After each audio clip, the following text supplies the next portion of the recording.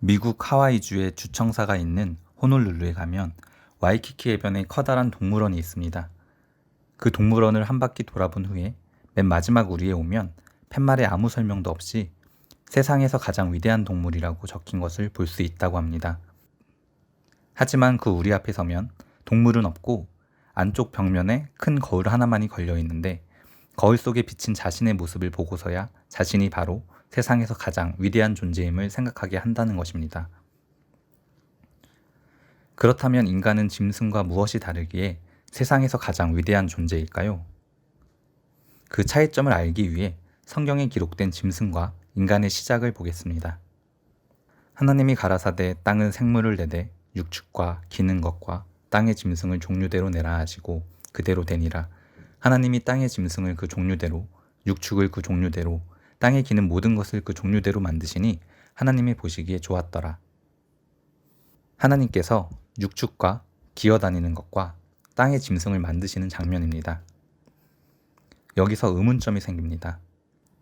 하나님이 가라사대 땅은 생물을 내되 육축과 기는 것과 땅의 짐승을 종류대로 내라. 여기서 하나님께서는 땅에게 생물과 짐승을 내라 라고 하십니다. 그럼 땅 자체에 능력이 있어서 각종 생물들이 땅에서 자연적으로 생겨난 것일까요? 조금 더 살펴보겠습니다. 이어서 25절을 보면 하나님이 땅의 짐승을 그 종류대로 육축을 그 종류대로 땅에 기는 모든 것을 그 종류대로 만드시니 하나님이 보시기에 좋았더라. 여기서는 하나님이 만드시니 라고 기록하고 있습니다. 그럼 땅이 생물을 생겨나게 한 것일까요? 아니면 하나님께서 만드신 것일까요? 여기서 잠깐 24절에 내다, 내라와 25절에 만드시니의 히브리어를 살펴보겠습니다. 내대, 내라라는 말로 사용된 히브리어는 토제입니다. 토제의 기본 어근은 야자이며 이 단어는 다양하게 사용되고 있지만 여기서 주목해서 볼 뜻은 나오다, 낳다, 자라다, 양육하다, 인도해내다 등입니다. 25절에 만드시니라는 말로 번역된 히브리어를 살펴보면 아사라는 단어가 사용되었는데 이는 무에서 유를 만드는 순수한 창조를 의미하는 바라라는 단어와는 달리 이미 있는 재료나 환경에서 관련된 대상을 만드는 행동을 나타낼 때 사용됩니다. 본문의 원어를 살펴보았는데요. 여기서 우리는 두 가지 의미를 알 수 있습니다. 첫째는 하나님께서 이미 있는 재료로 육축과 기어다니는 것과 땅의 짐승을 만드셨는데 모두가 흙으로 지으셨다는 사실입니다. 창세기 2장 19절을 보면 여호와 하나님이 흙으로 각종 들짐승과 공중의 각종 새를 지으시고 라고 기록하고 있습니다. 두 번째는 땅이 능력이 있어서 각종 육지 생물들이 땅에서 자연스럽게 생겨나게 했다는 말이 아니라 땅은 씨앗이 싹이 트고 자라서 열매를 맺게 하는 밭의 역할을 한다는 것입니다. 땅에 있는 흙으로 지어진 모든 피조물은 땅에서 나는 것을 먹고 땅에서 살아야 하며 땅에서 생존하고 번식합니다. 땅에서 사는 모든 생명체는 땅과 결속되어 생태계를 이루고 하나의 생명체처럼 유기적 관계를 맺습니다. 땅은 모든 생물을 창조하는 재료이자 생물들이 생존하고 번식하는 데 필요한 모든 것을 제공합니다. 땅은 모든 생명을 심어 가꾸는 밭과 같으며 모든 생명체를 낳는 어머니와 같은 역할을 합니다. 이런 의미에서 24절에서는 땅은 생물을 그 종류대로 내되 종류대로 내라고 표현하고 있는 것입니다. 정리하면 하나님께서는 각종 생물을 땅의 흙으로 지으시고 땅을 근거로 살아가게 하셨다는 것입니다. 그렇다면 이제 인간을 살펴보겠습니다. 여호와 하나님이 흙으로 사람을 지으시고 생기를 그 코에 불어넣으시니 사람이 생영이 된지라. 여기서 우리가 알 수 있는 것은 인간과 동물 모두 그 육체는 땅의 흙으로 창조되었다는 것입니다. 다시 말해서 사람과 짐승 모든 육체를 흙으로 지으셨다는 것과 그 육체에 육체적 생명이 주어졌다는 것은 인간과 동물 모두 같습니다. 그렇다면 인간이 짐승과 다른 점은 대체 무엇일까요? 성경 구절을 하나 더 보겠습니다. 하나님이 가라사대 우리의 형상을 따라 우리의 모양대로 우리가 사람을 만들고 그로 바다의 고기와 공중의 새와 육축과 온 땅과 땅에 기는 모든 것을 다스리게 하자 하시고 하나님이 자기 형상, 곧 하나님의 형상대로 사람을 창조하시되 남자와 여자를 창조하시고, 말씀을 보면 우리의 형상을 따라 우리의 모양대로 사람을 만드셨다고 하고 있습니다. 그렇습니다. 우리는 하나님의 형상과 모양대로 지으심을 받았습니다. 그렇다면 인간과 동물은 동일하게 흙으로 지어졌지만 다른 점은 인간은 하나님의 형상과 모양대로 지어졌다는 점이 다르네요. 그럼 하나님의 형상을 따라 하나님의 모양대로 지어졌다는 것이 어떤 의미인지 조금 더 살펴보겠습니다. 히브리 문학에서는 어떤 사실을 강조하려고 할 때 이렇게 비슷한 의미의 말을 연속적으로 사용하기도 합니다. 그래서 별 의미 없이 인간이 하나님과 닮은 존재로 창조되었다는 것을 강조한다고 생각할 수도 있을 것입니다. 하지만 조금 더 자세히 살펴보면 형상이란 말의 히브리어 째렘은 환영, 닮음, 우상, 석상, 따라서 대리적 형태, 본체는 아니지만 본체와 아주 비슷한 어떤 것, 본체를 모방해서 거의 똑같이 만든 것을 의미합니다. 예를 들어 어떤 사물과 그것을 똑같이 그린 그림, 카메라로 찍은 사진 속의 내 모습. 사진 속 내 모습은 내가 아니지만 내 얼굴과 똑같은 모습입니다. 또 거울에 비친 나의 영상, 사람이 만든 동상도 마찬가지입니다. 동상의 본체가 되는 사람의 모습과 유사하게 만듭니다. 그래서 그 동상을 보면서 그 사람의 모습이나 성품, 업적 등을 생각할 수가 있는 것입니다. 이런 예들처럼 외형적으로 닮아 있는 것을 말합니다. 그리고 모양이란 말의 데무트는 비교하다, 함축적으로 닮다, 같다, 뜻하다, 생각하다의 뜻을 가진 기본어근 다마에서 왔으며 닮음, 닮은 것, 유사성 등을 의미합니다. 데무트는 추상적인 면에서의 유사성을 가리킵니다. 이것은 내면적인 성품이나 기질 등이 유사하게 닮아 있는 것으로 이해할 수 있습니다. 데무트는 하나님께서 지으신 사람의 내면의 모습이 창조주이신 하나님과 닮았다는 것입니다. 사람을 하나님의 형상을 따라 하나님의 모양대로 창조하셨다는 것은 창조주 하나님 여호와께서 인간을 창조하실 때 자기 자신을 모델로 삼아 창조하신 것입니다. 창조주이신 여호와 하나님이 원판이고 인간은 그 원판을 따라서 겉과 속이 꼭 닮게 지어진 존재입니다. 그렇기 때문에 인간을 볼 때 하나님의 형상을 볼 수 있어야 합니다. 예수님을 믿는 자를 보면 하나님을 볼 수 있어야 합니다. 다른 사람들이 나를 통해서 본체가 되시는 하나님을 생각할 수 있어야 합니다. 다른 점은 또 있습니다. 다시 창세기 2장 7절을 보겠습니다. 여호와 하나님이 흙으로 사람을 지으시고 생기를 그 코에 불어넣으시니 사람이 생영이 된지라. 이 말씀을 보면 하나님께서 흙으로 사람을 지으시고는 그 사람 속에 생기를 주시니 생영이 되었다고 하고 있습니다.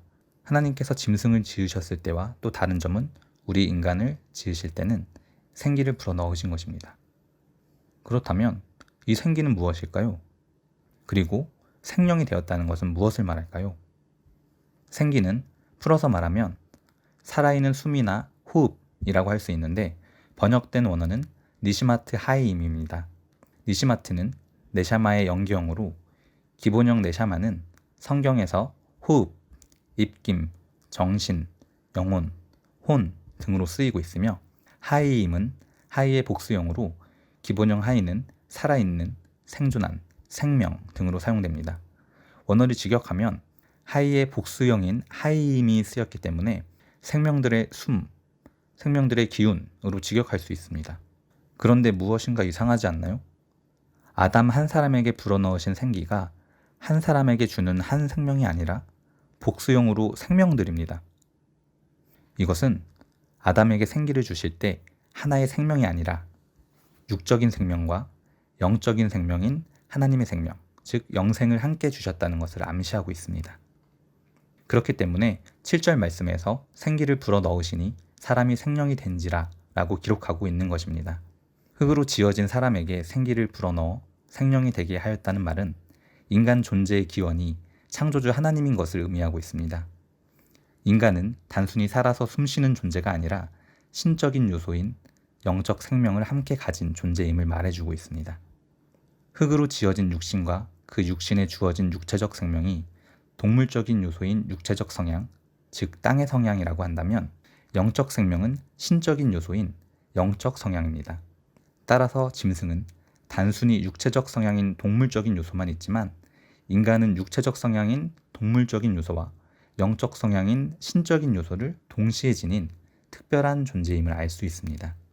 인간이 짐승들과 똑같이 흙으로 지어졌고 동물적인 요소를 지니고 있음에도 존귀한 존재, 만물의 영장으로서의 가치 있는 존재가 될 수 있는 이유는 바로 신적인 요소인 영적 생명이 주어졌기 때문입니다. 영적 생명, 곧 영생이라는 단어를 더 살펴보겠습니다. 히브리어로는 바크아이 러울람이라고 하며 헬라어로는 조에 아이오니우스라고 합니다. 여기서 러울람과 아이오니우스는 영원, 영구한의 의미이고 로마서 16장 26절에서는 하나님에 대하여 사용되었고 히브리서 9장 14절에서는 성령에 대해서, 히브리서 5장 9절에서는 영원한 구원, 그리고 요한일서 5장 11절에서 12절에서는 영생을 하나님의 생명인 그리스도로 말하고 있습니다. 곧 영생은 하나님의 아들이 되는 생명을 말하고 있는 것입니다. 또 증거는 이것이니 하나님이 우리에게 영생을 주신 것과 이 생명이 그의 아들 안에 있는 그것이니라. 아들이 있는 자에게는 생명이 있고 하나님의 아들이 없는 자에게는 생명이 없느니라. 지금까지 살펴봤던 것을 정리해 보겠습니다. 첫사람 아담은 하나님의 형상과 모양으로 지으셨습니다. 그리고는 하나님의 생명인 영생을 주셨습니다. 겉모습이 창조주 여호와 하나님과 닮았고 내면의 모습 또한 여호와 하나님과 똑같이 닮았습니다. 그리고 창조주 하나님의 생명인 영생을 주셨습니다. 다시 말하면 하나님의 씨, 즉 생명을 주신 것입니다. 누군가의 아들은 그 아버지의 겉모습과 속모습을 그대로 똑같이 담습니다. 그리고 그 아버지의 씨를 받습니다.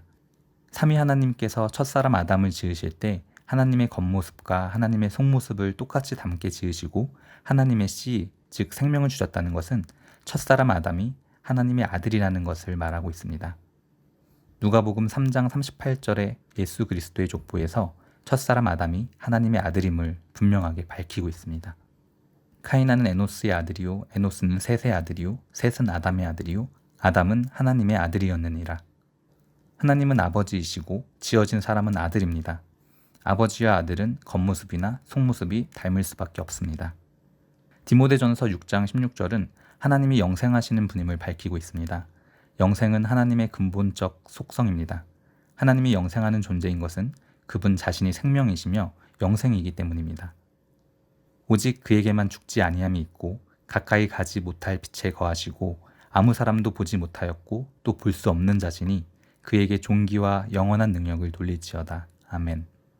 아브라함은 브엘세바에 에셀나무를 심고 거기서 영생하신 하나님 여호와의 이름을 불렀으며 예수께서 가라사대 나는 부활이요 생명이니 나를 믿는 자는 죽어도 살겠고 우리가 참된 자 곧 그의 아들 예수 그리스도 안에 있는 것이니 그는 참 하나님이시요 영생이시니라.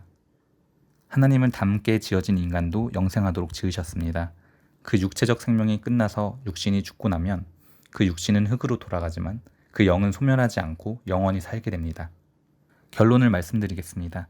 짐승과는 달리 우리에게는 영이 있으며 그 영 속에 하나님의 생명을 주셨으니 우리는 어떤 피조물과도 같을 수 없는 영적 존재이자 하나님의 자녀로 창조되었던 것입니다. 이번 영상에서는 짐승과 인간의 다른 점에 대해서 살펴보았습니다.